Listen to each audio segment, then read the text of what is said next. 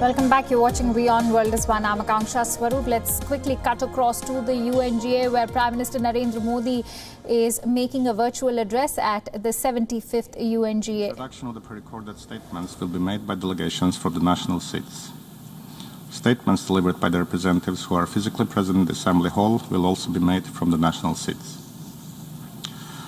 With the assistance of the occupational safety and health representatives, the President will oversee the implementation of the mitigating measures in the course of the proceedings. If at any moment it appears that the guidelines are not being strictly observed, the President will have no choice but to draw the attention of delegates to these guidelines or even suspend or adjourn the meeting as needed. Thank you for your attention.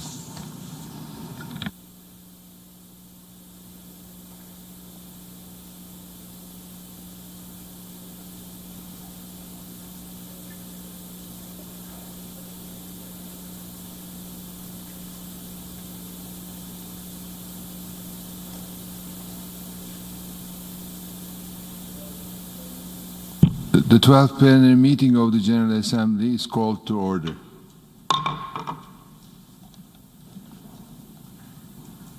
We shall now continue the general debate. I now give the floor to the distinguished representative of India to introduce an address by the government. Thank you, Mr. President. Excellencies, it is my singular honor to introduce the pre-recorded address of the Honorable Prime Minister of India, Shri Narendra Modi. Thank you.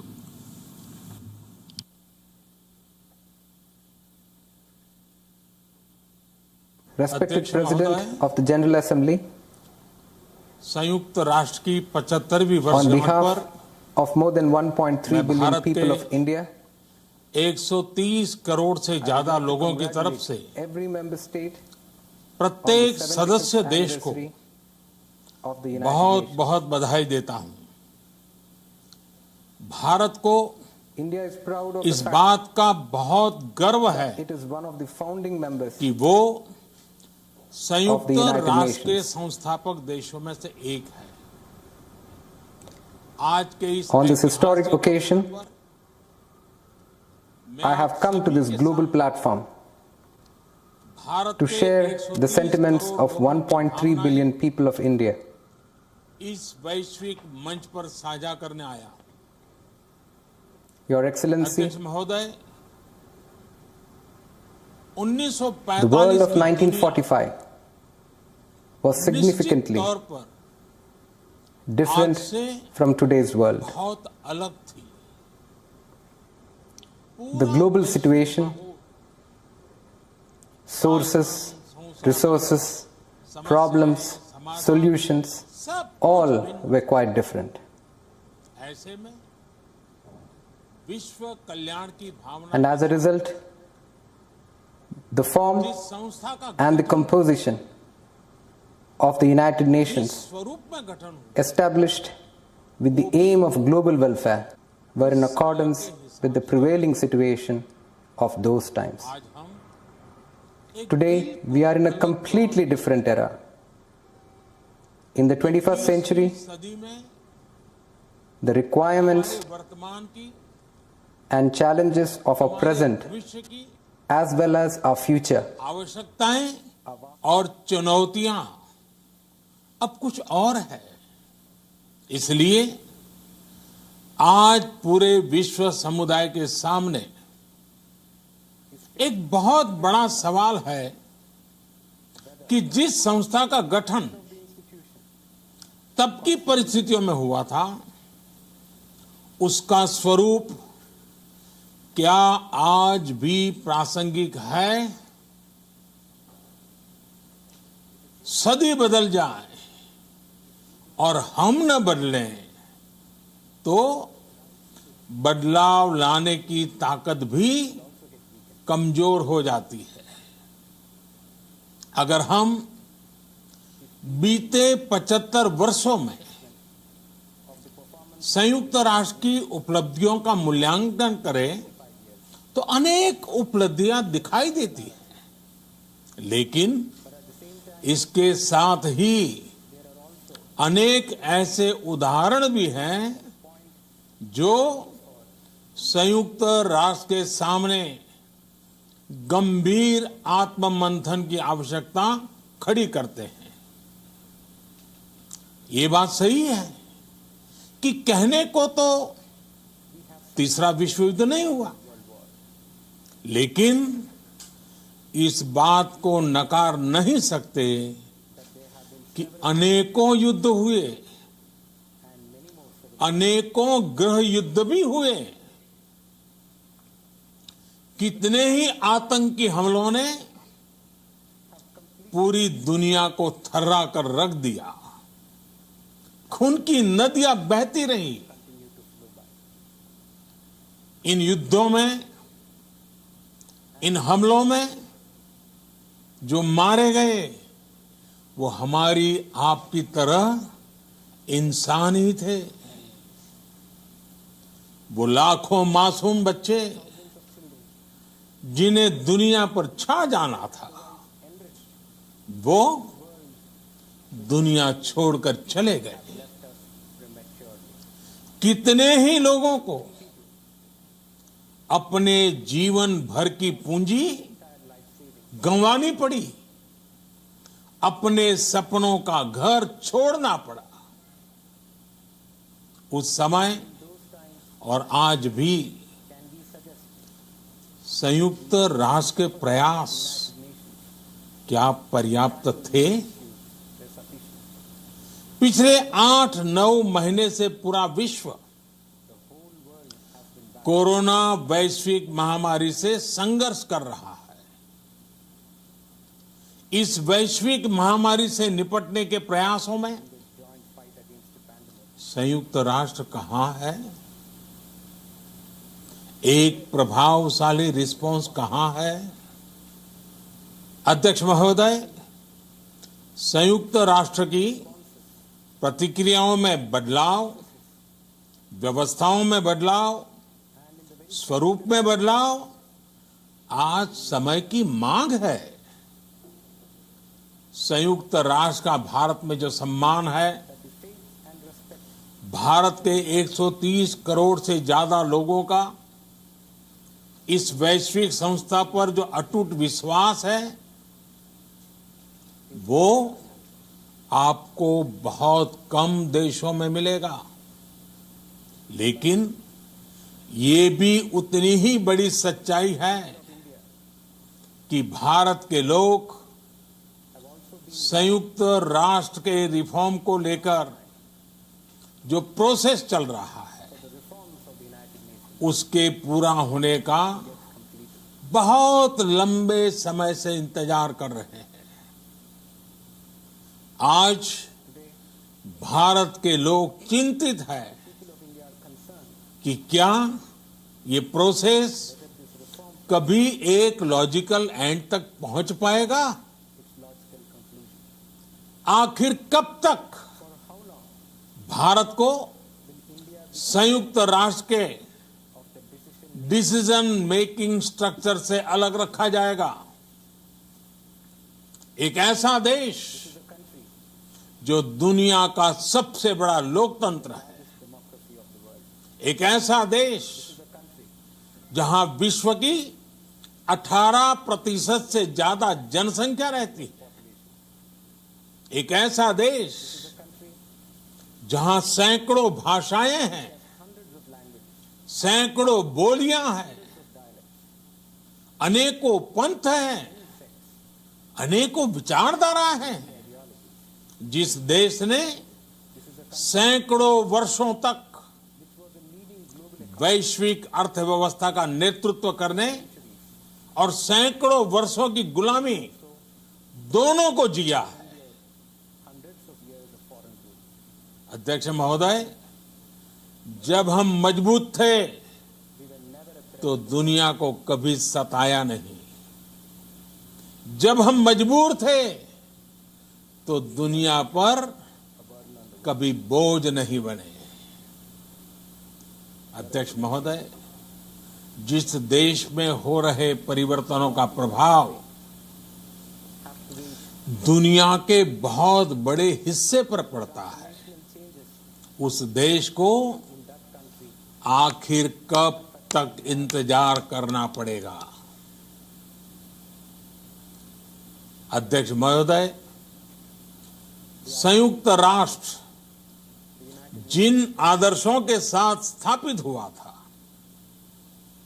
और भारत की मूल दार्शनिक सोच बहुत मिलती जुलती है, अलग नहीं है। संयुक्त राष्ट्र के इसी हॉल में ये शब्द अनेकों बार गूंजा है, वसुधैव कुटुंबकम। हम पूरे विश्व को एक परिवार मानते हैं। यह हमारी संस्कृति, संस्कार और सोच का हिस्सा है। संयुक्त राष्ट्र में भी भारत ने हमेशा विश्व कल्याण को ही प्राथमिकता दी है। भारत वो देश है जिसने शांति की स्थापना के लिए लगभग 50 पीस कीपिंग मिशंस में अपने जांबाज सैनिक भेजे। भारत वो देश है जिसने शांति की स्थापना में सबसे ज्यादा अपने वीर सैनिकों को खोया है। आज प्रत्येक भारतवासी संयुक्त राष्ट्र में अपने योगदान को देखते हुए संयुक्त राष्ट्र में अपनी व्यापक भूमिका भी देख रहा है। अध्यक्ष महोदय, 2 अक्टूबर को international day of non violence और 21 जून को इंटरनेशनल डे ऑफ योगा, इनकी पहल भारत ने ही की थी।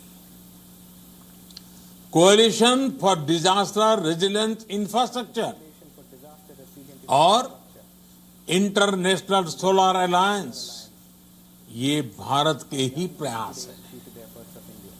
भारत ने हमेशा पूरी मानव जाति के हित के बारे में सोचा है, न कि अपने निहित स्वार्थों के बारे में। भारत की नीतियां हमेशा से इसी दर्शन से प्रेरित रही है। भारत की नेबरहुड फर्स्ट पॉलिसी से लेकर एक्ट ईस्ट पॉलिसी तक, security and growth for all in the region, इसकी सोच, या फिर इंडो पैसिफिक क्षेत्र के प्रति हमारे विचार, सभी में इस दर्शन की झलक दिखाई देती है। भारत की पार्टनरशिप का मार्गदर्शन भी यही सिद्धांत तय करता है।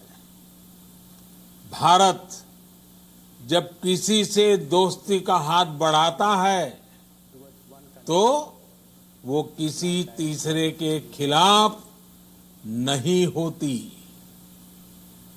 भारत जब विकास की साझेदारी मजबूत करता है तो उसके पीछे किसी साथी देश को मजबूर करने की सोच नहीं होती।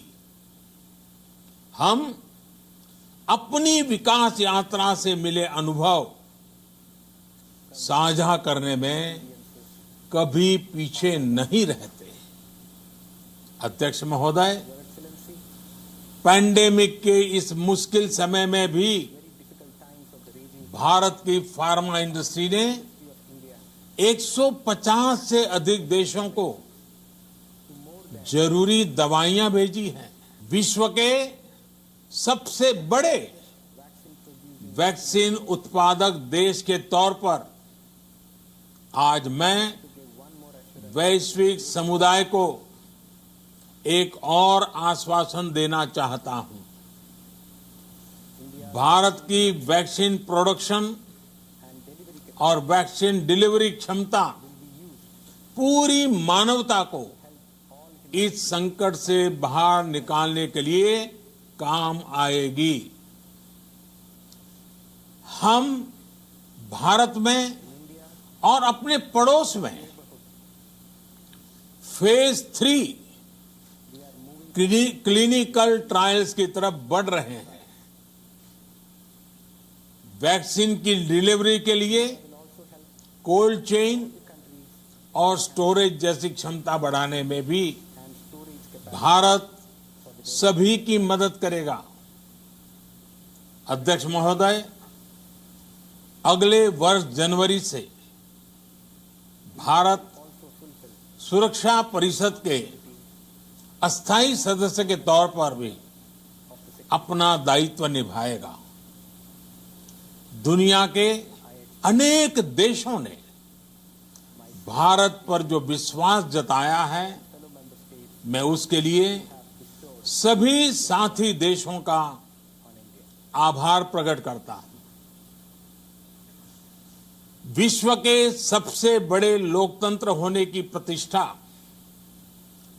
और इसके अनुभव को हम विश्व हित के लिए उपयोग करेंगे। कल्याण का है। भारत की आवाज हमेशा शांति, सुरक्षा और समृद्धि के लिए उठेगी। भारत की आवाज मानवता, मानव जाति और मानवीय मूल्यों के दुश्मन आतंकवाद, अवैध हथियारों की तस्करी, ड्रग्स, मनी लॉन्ड्रिंग के खिलाफ उठेगी। भारत की सांस्कृतिक धरोहर, संस्कार, हजारों वर्षों के अनुभव हमेशा विकासशील देशों को ताकत देंगे। भारत के अनुभव भारत की उतार चढ़ाव से भरी विकास यात्रा विश्व कल्याण के मार्ग को मजबूत करेगी। अध्यक्ष महोदय, बीते कुछ वर्षों में रिफॉर्म, परफॉर्म, ट्रांसफॉर्म इस मंत्र के साथ भारत ने करोड़ों भारतीयों के जीवन में बड़े बदलाव लाने का काम किया है।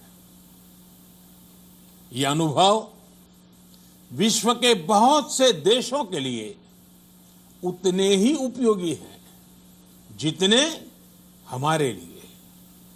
सिर्फ 4-5 साल में 400 मिलियन से ज्यादा लोगों को बैंकिंग सिस्टम से जोड़ना आसान नहीं था, लेकिन भारत ने ये करके दिखाया।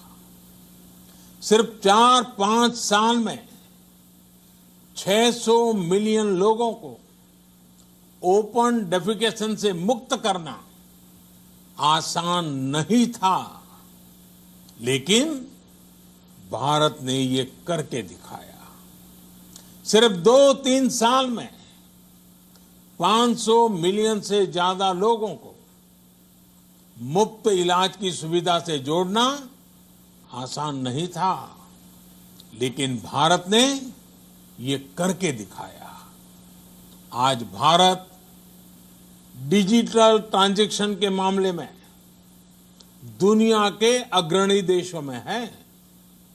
आज भारत अपने करोड़ों नागरिकों को डिजिटल एक्सेस देकर एम्पावरमेंट और ट्रांसपेरेंसी सुनिश्चित कर रहा है।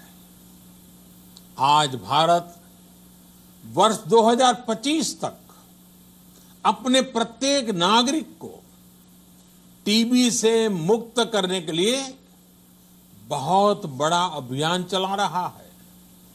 आज भारत अपने गांवों के 150 मिलियन घरों में पाइप से पीने का पानी पहुंचाने का अभियान चला रहा है। कुछ दिन पहले ही भारत ने अपने 6 लाख गांवों को ब्रॉडबैंड ऑप्टिकल फाइबर से कनेक्ट करने की बहुत बड़ी योजना की शुरुआत की है। अध्यक्ष महोदय, पैंडेमिक के बाद बनी परिस्थितियों के बाद हम आत्मनिर्भर भारत के विजन को लेकर आगे बढ़ रहे हैं। आत्मनिर्भर भारत अभियान ग्लोबल इकोनॉमी के लिए भी एक फोर्स मल्टीप्लायर होगा। भारत में आज ये सुनिश्चित किया जा रहा है कि सभी योजनाओं का लाभ बिना किसी भेदभाव प्रत्येक नागरिक तक पहुंचे। विमेन एंटरप्राइज और लीडरशिप को प्रमोट करने के लिए भारत में बड़े स्तर पर प्रयास चल रहे हैं। आज दुनिया की सबसे बड़ी माइक्रो फाइनेंसिंग स्कीम्स का सबसे ज्यादा लाभ भारत की महिलाएं ही उठा रही हैं। भारत दुनिया के उन देशों में से एक है जहां महिलाओं को 26 वीक्स की पेड मैटरनिटी लीव दी जा रही है। भारत में ट्रांसजेंडर्स के अधिकारों को सुरक्षा देने के लिए भी कानूनी सुधार दिए गए हैं। अध्यक्ष महोदय, भारत विश्व से सीखते हुए, विश्व को अपने अनुभव बांटते हुए आगे बढ़ना चाहता है। मुझे विश्वास है कि अपने 75वें वर्ष में संयुक्त राष्ट्र और सदस्य सभी देश इस महान संस्था की प्रासंगिकता बनाए रखने के लिए और प्रतिबद्ध होकर काम करेंगे। संयुक्त राष्ट्र में संतुलन और संयुक्त राष्ट्र का सशक्तिकरण विश्व कल्याण के लिए उतना ही अनिवार्य है। आइए संयुक्त राष्ट्र के 75वें वर्ष पर हम सब मिलकर अपने आप को विश्व कल्याण के लिए एक बार फिर समर्पित करने का प्रण लें। धन्यवाद।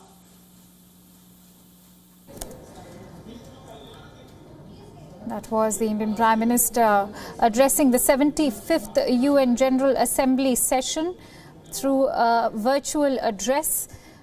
It was indeed a powerful speech presented by the Indian Prime Minister. He's shortly before entering the UN Security Council in January 2021. The Indian Prime Minister has emphasized on India's contribution in the larger world picture by also talking about India's international policies such as Neighbourhood First policy and the Act East policy. He's also highlighted India's core values and beliefs which lie at the heart of UN's beliefs. He alluded to the sacrifices of the past wherein many battles and wars were fought. He alluded to how India has always raised its voice against terrorism, against drugs. He also highlighted India's crucial and significant role as a pharma provider during the pandemic. On that note, let's also replay those crucial highlights of the Indian Prime Minister's speech. Let's listen in.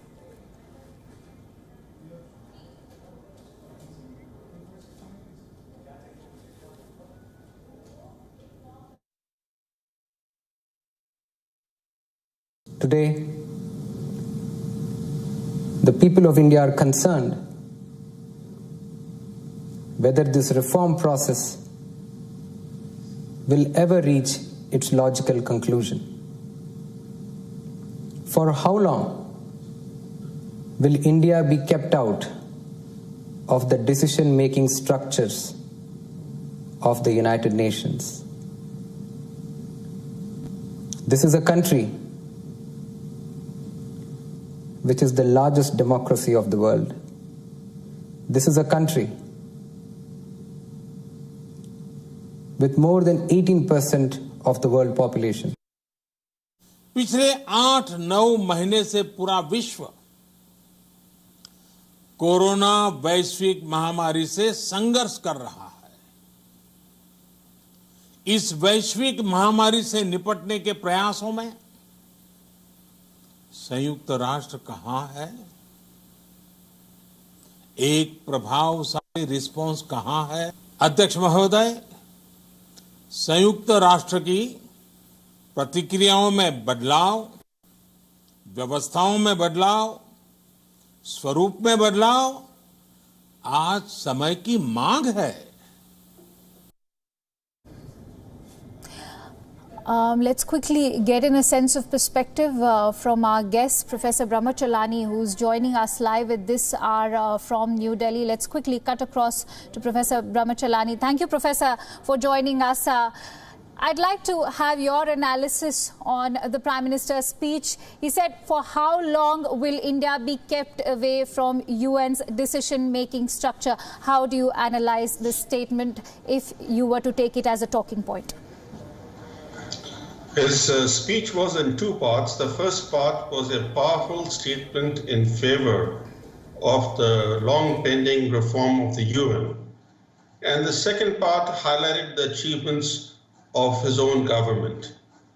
But the first part, I thought he made a very powerful statement underscoring why in the 21st century the UN is not very effective, largely because it has not kept abreast with the changes.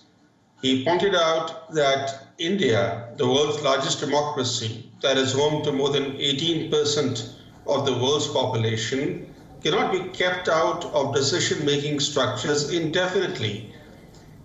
Keeping India out of decision-making structures, Mr. Modi emphasized, would only undermine the legitimacy, role, and relevance of the UN.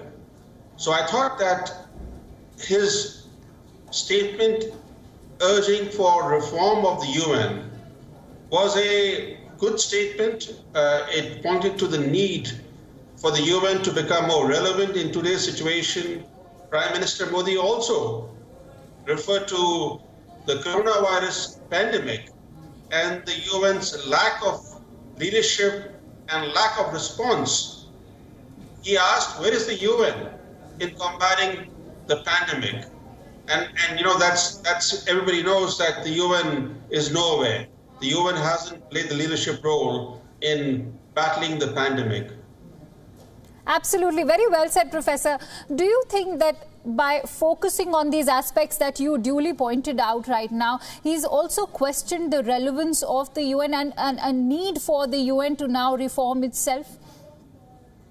Precisely, because, you know, he pointed out that the UN was established in 1945. Right. In a different era, in a different world, and that the world that exists today bears little semblance to the world that prevailed when the UN was created. And because the world has changed fundamentally, there are so many things that have happened. There is internet now. There was no internet then. The world is interconnected now in many ways. And despite the UN's formation, Prime Minister Modi pointed out that although there has been no World War III, there have been many wars and many terrorist attacks, in fact, deadly terrorist attacks. There have been rivers of blood that have been flowing, and the UN has remained marginalized and ineffective. So he asked the question, will the reform process of the UN come to a logical conclusion? Because this reform process has been going on for decades. And having a process to reform the UN is not sufficient. It's important to bring to fruition this reform process. That was his message. Right. In the meanwhile, Professor, I'm going to come back to you. Let's also listen in to some of those excerpts of Prime Minister Modi's speech. Let me play that out for our viewers. Excellency, when we were strong, we were never a threat to the world.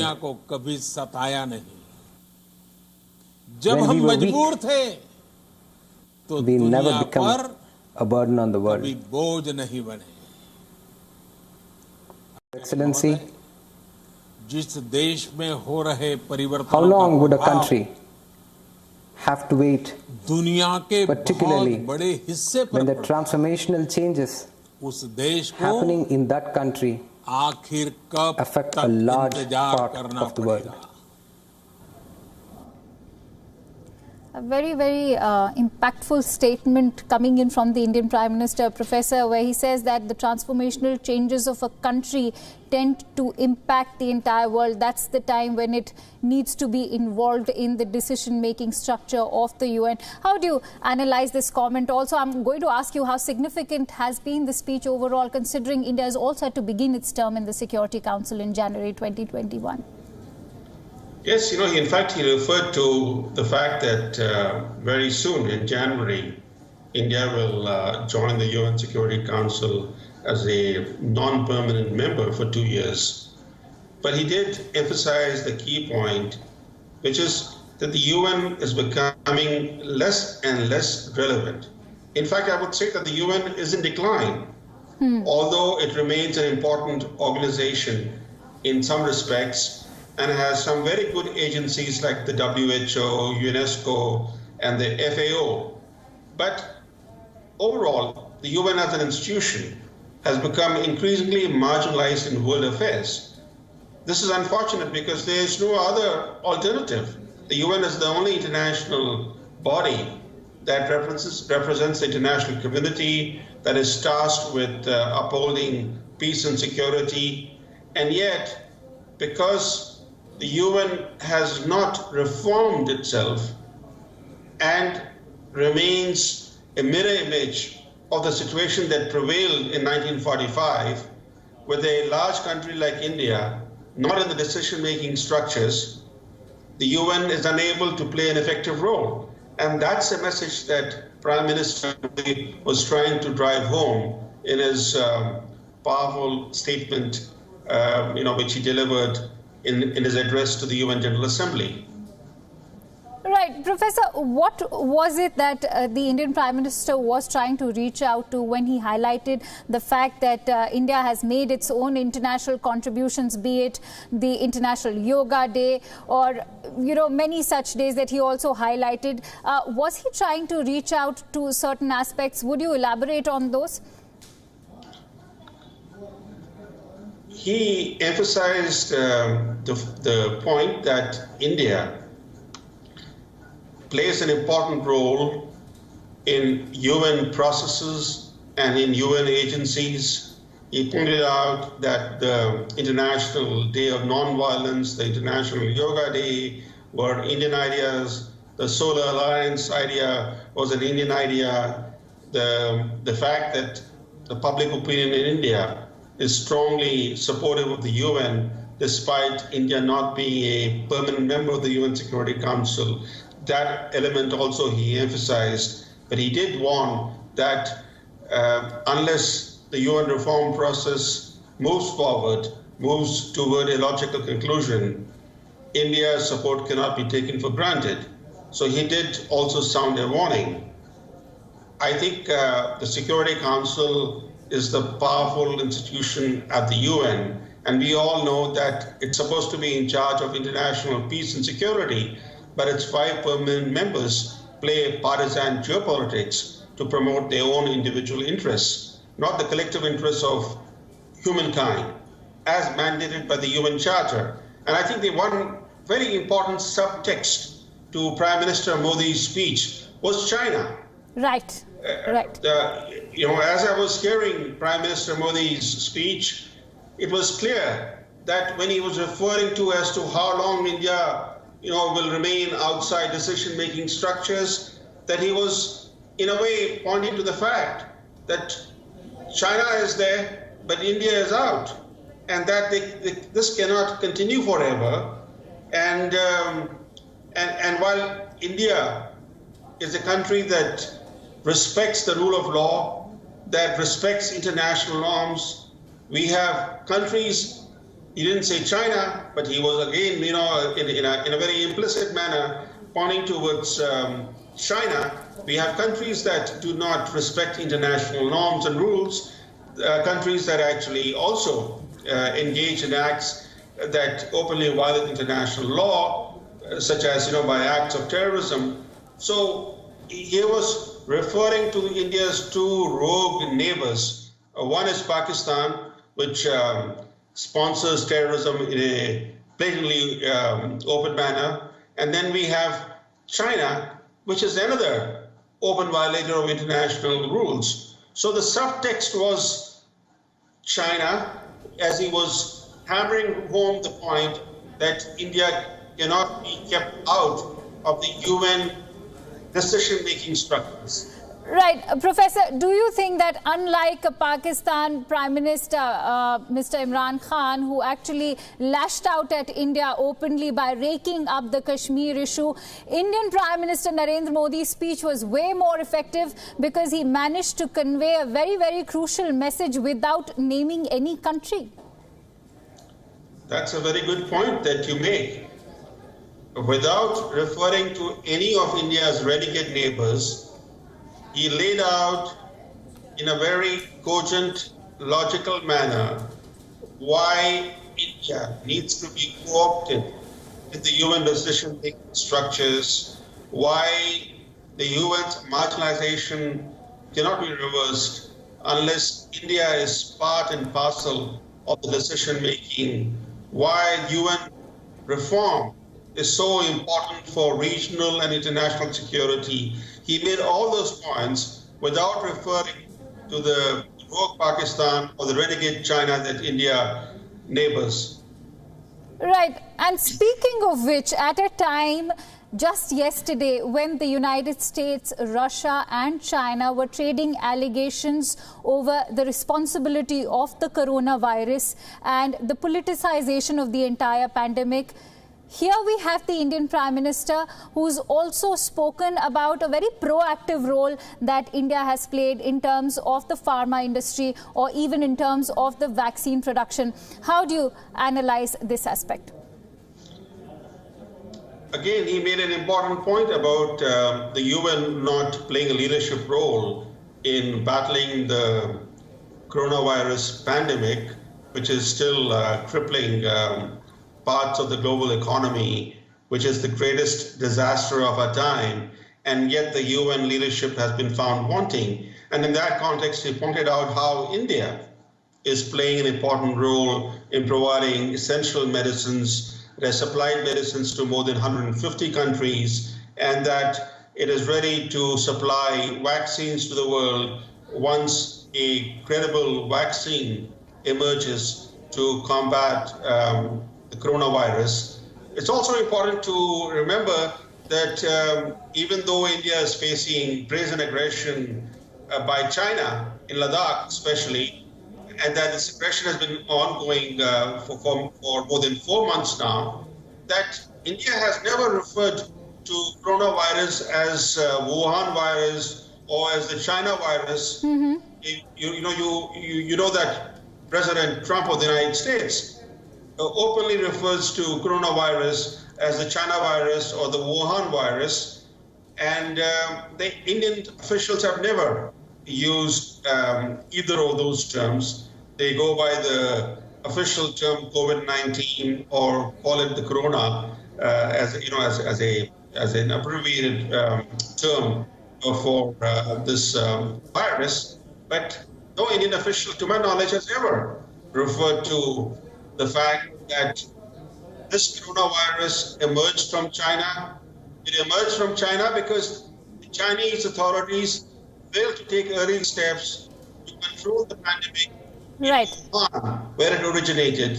And yet, despite China's aggression in Ladakh, no Indian official has ever either called it the China virus or referred to the Chinese origins of this virus.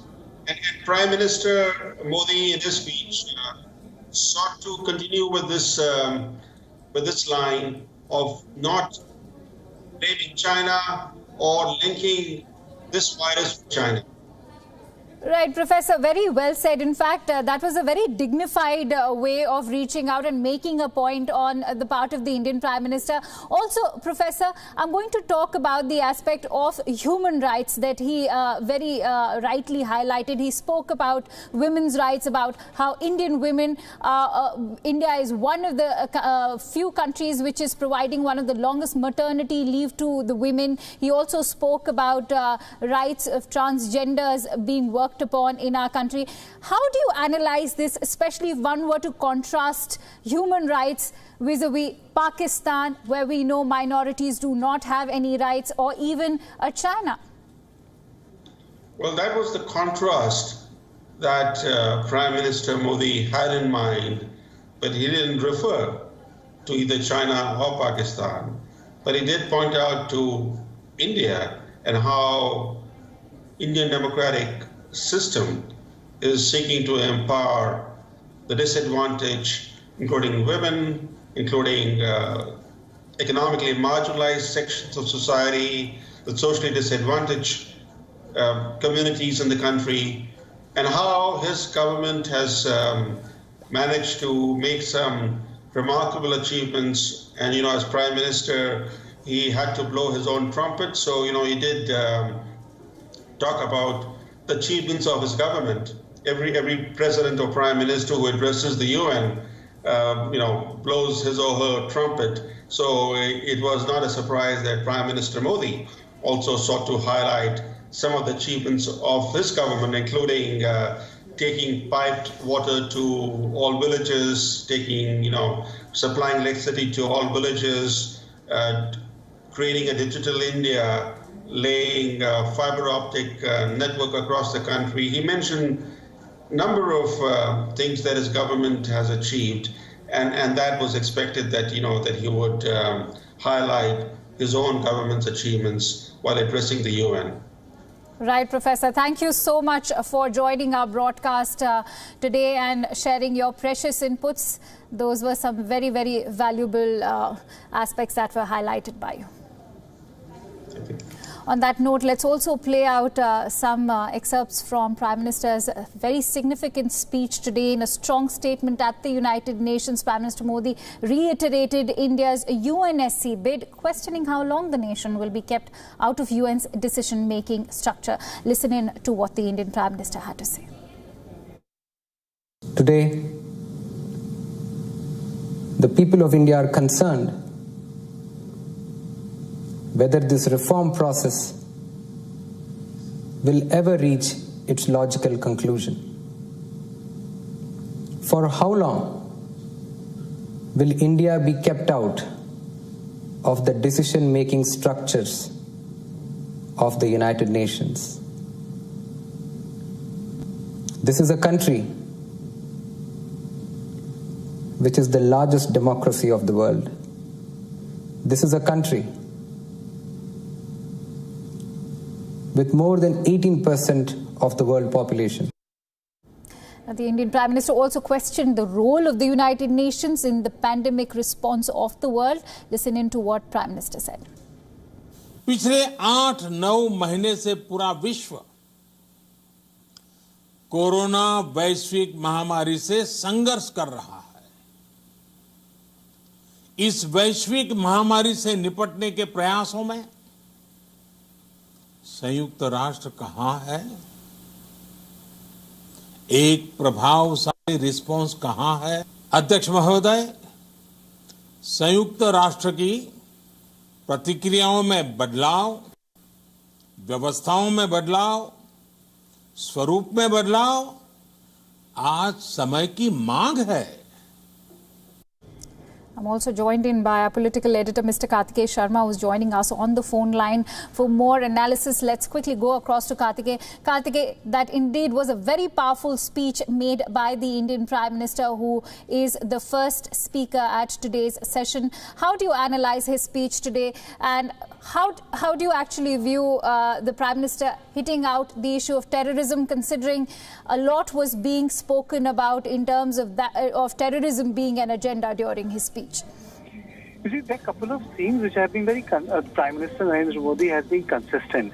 One is terrorism, and the second is the reforms in the United Nations. People forget that this is not sort of a knee-jerk reaction. Prime Minister has chosen to make the issue of terrorism, and Prime Minister has chosen to make the issue of structural reforms in United Nations a very important theme. I remember, it is a long time back, but now can be shared in public. In 2015, Prime Minister went through a set of interactions with journalists, and I also had the opportunity to meet him over the period, period where he met a number of journalists at late Arun Jaitley's residence. And one of the questions which propped up was on UN. And Prime Minister suddenly said that, why don't you ask me anything about UN reforms? I have been asked a lot of questions as what India intends to do with Pakistan, Afghanistan, other countries. I think the question you people need to ask me is about reforms. And then Prime Minister spoke to us for 15 to 20 minutes in 2015 about what should be India's place in the United Nations. So I think this is something which is very close to Prime Minister Narendra Modi's heart, that India must have its place in the high table of the world politics. India must have a place in United Nations, not just because of the fact that it's a big country, it's populous, but because of the contributions it has made. India is probably one of the countries which has never started a war on its own. India is one country which has been very steadfastly committed to the message of peace, non-interference in other countries. India has been a victim of terrorism. Look at the difference of language between Imran Khan and Prime Minister Modi. That's exactly what I was coming to, Kartikeya. How do you analyze India's stance, and how dignified do you think was the speech, considering, unlike Imran Khan, the Indian Prime Minister did not rake up any territory disputes. He did not name any country. He did not name any particular world leader. And it was yesterday only that the US, Russia and China were in fact trading allegations over the politicization and responsibility of the pandemic. Yes, very rightly asked. Akanksha, if you want to be a big leader, you have to behave like a big leader. And Prime Minister Narendra Modi behaved like a big leader. If you look at even in a very bipartisan approach, if you look at the speeches of the Chinese premier or the American president, there were big issue speeches despite subtle indications to what their national interest was. Like, for example, even for the China to say, we are not interested in hot and cold war, we know that what China has done in Ladakh, but then there were broad sweeps, So Prime Minister Narendra Modi addressed big issues. The reason why I'm giving these examples is that if you are a big leader, you address big issues. Small leaders will address small and regional issues. Prime Minister has behaved like a big leader. He has spoken about the big issues. He has spoken about the larger issues. And the most important issue is the structural reform of the United Nations. United Nations is a product of the World War II and Bretton Woods institutions. It succeeded League of Nations, which collapsed because of successive wars which took place, and the way unfair treaties were in existence post-World War I. It was the United Nations which has sustained itself as an international organization over a long period of time. But then the politics, the weight, the dominance of countries have shifted. China has emerged. India has emerged. The sort of rise which countries saw of Japan and the tiger economies, that has taken place, but not to that quantum. So India must be given that due place. So the Prime Minister broadly has commented on bigger issues which affect everyone. Like, as you said, issue of vaccine.